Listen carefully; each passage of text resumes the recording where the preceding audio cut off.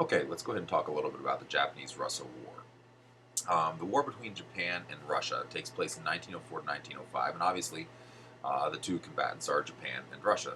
Thus, the name Japanese-Russo War. Japan ends up winning the war. Russia ends up losing the war, and what they're fighting over is really quite simply territory. Russia had a sphere of influence in Manchuria, and they believe their sphere of influence uh, extended all the way into the Korean Peninsula. Japan was trying to gain a sphere of influence for its own. Japan had newly become expansionist, had tried to mimic the ways of the Europeans, establishing a nation and a strong navy, and they were looking to flex their muscle a little bit. And so it ended up they had a disagreement over whose sphere of influence Korea actually was.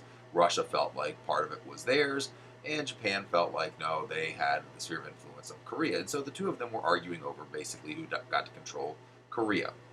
And that's what prompts the war. The war is fairly short lived, it doesn't last very long, and it in fact ended by the Treaty of Portsmouth.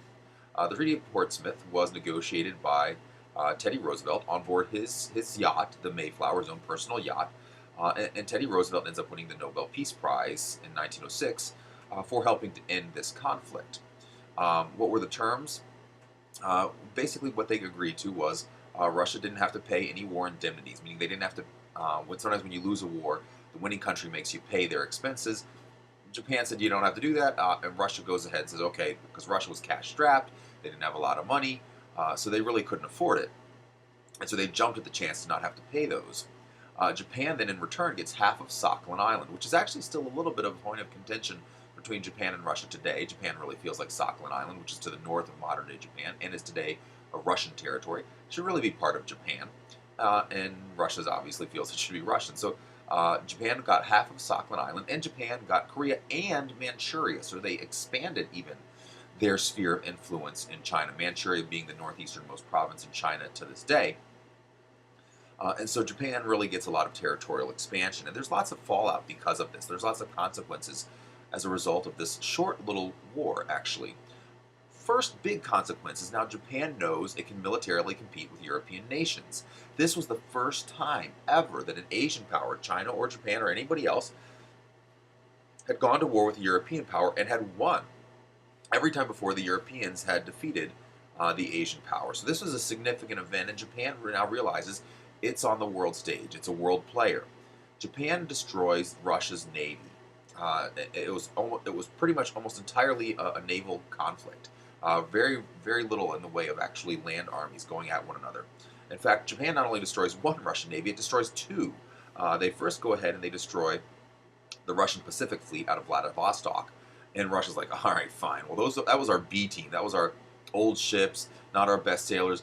You want to play with the big boys? No problem. And so Russia decides to sail its Atlantic Fleet, which was its top line fleet, its newest ships, its best crews. They sail it all the way over to Japan, which means they have to sail it out from the ports in St. Petersburg and Murmansk.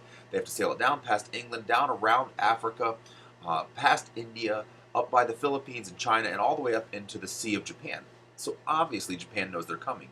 And the Japanese Navy meets them in the Korean Strait, and in fact is waiting for them.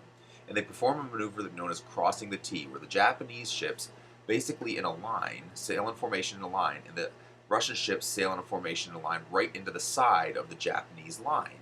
And so it forms basically a T.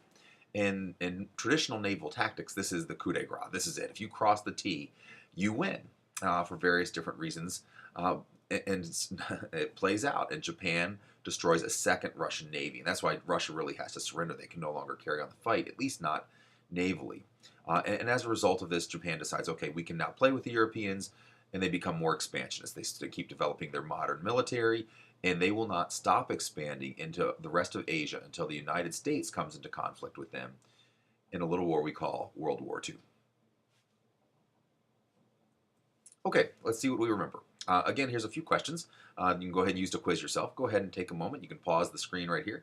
Ask yourself a few questions. If you need to rewind to go back and find the answers, go ahead. But see what you guys remember from the little bit that we just talked about, the Japanese-Russo War. Thanks.